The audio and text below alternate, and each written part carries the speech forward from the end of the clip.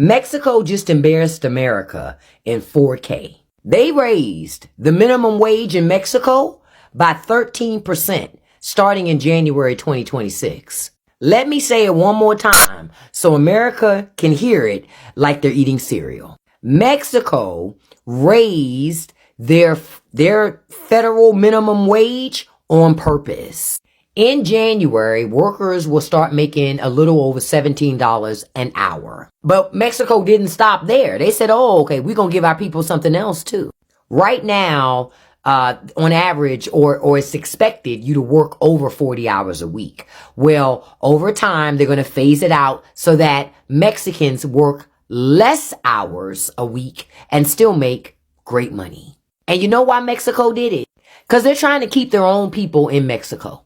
They're like, you know what? Since America isn't treating immigrants properly, people who choose to immigrate to America, well, let's do as much as we can to make this quality of life in Mexico as best as it can be. And it lets you know America could have done this. It's not that America can't raise the federal minimum wage. There is no will to do so.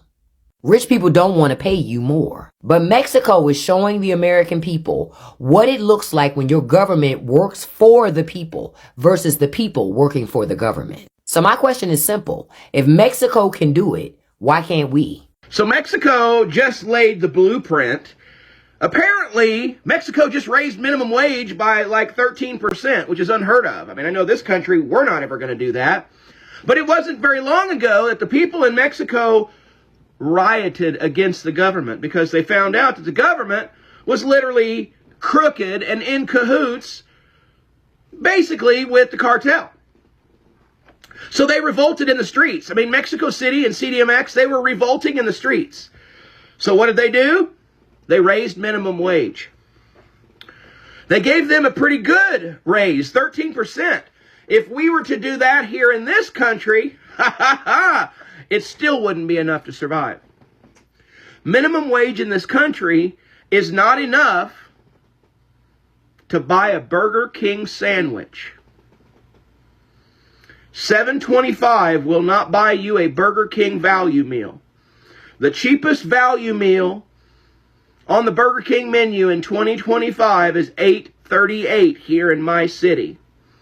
Let that sink in before you call Mexico a third world country again. Hi guys, you're welcome back to the channel, and if this is your first time here, you are highly welcome. To my returning viewers, my subscribers, you are highly appreciated. Now let's talk about something that exposes Americans' biggest lie. While Americans are still waiting for a raise, Mexico just did what the US couldn't.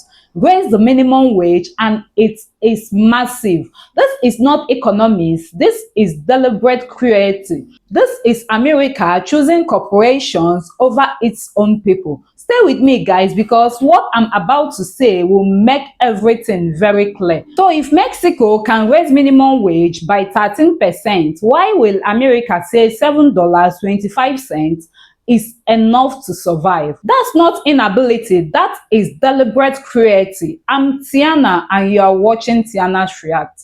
Well, let's get into it, guys. Mexican President Claudia Sheinbaum announces an additional minimum wage increase. This comes after her predecessor, Andrés Manuel López Obrador, had literally doubled the minimum wage. And of course, this minimum wage is also going to be increased proportionately based on your location and the local economy. On average, the minimum wage is going to increase from 7,460 pesos to 8,360 pesos. And for people who are closer to the border, the minimum wage is actually going to increase to 12,600 pesos approximately. And just some further context here that I think is very important. This is, of course, in a general effort to ensure the well-being of Mexican people and fair and equitable labor. But in addition to this, there is something called a basic basket in Mexico. The basic basket is essentially a unit of measurement that quantifies all of your basic needs within 1 month. This includes your fruits and vegetables, and of course your cleaning products and the essential items that you would use around a house. It would raise the basic basket to 2.5 per household, on average, that is. Something in particular that Claudia Sheinbaum said yesterday morning really caught my attention, and this was this particular quote around neoliberalism that I want to play for you here and translate. Durante todo el periodo neoliberal, lo que presumían de México en el extranjero era la mano de obra barata. Eso habla de la deshumanización de esos gobiernos. No se puede salir a presumir salarios de hambre. And later in the Mañanera, she went on to say that the previous Mexican governments have argued that raising the minimum wage in general for Mexican people would result in less money invested into the economy, either by foreign interests or that the economy itself would collapse. This has proven to be unequivocally false, and she showed multiple different graphs and charts that demonstrated as such. And an additional statement that she made somewhere in the middle of this particular presentation was that Mexican humanism is an essential core proponent of why it is important to pay Mexican people what they're worth, because saying that Mexican people have cheap labor is a dehumanization tactic. It dehumanizes and devalues Mexican labor. No more cheap Mexican labor. We will be paid for what we're worth.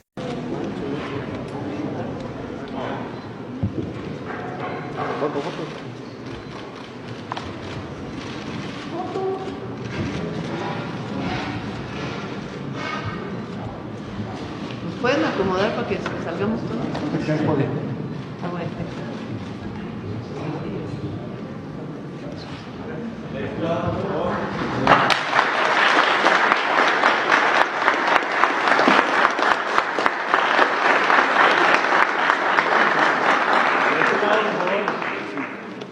Al centro, por favor, todos.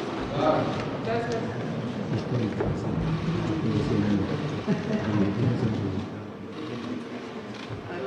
Sí, vamos a sacarlos todos. Se acomoda. Big news in Mexico today regarding minimum wage here. It is going to be going up 12% in 2020. Why does that matter to people who are coming into the country as immigrants? That's a permanent resident in Mexico is connected to the amount of minimum wage paid here. So we're going to get some big increases on January 1st.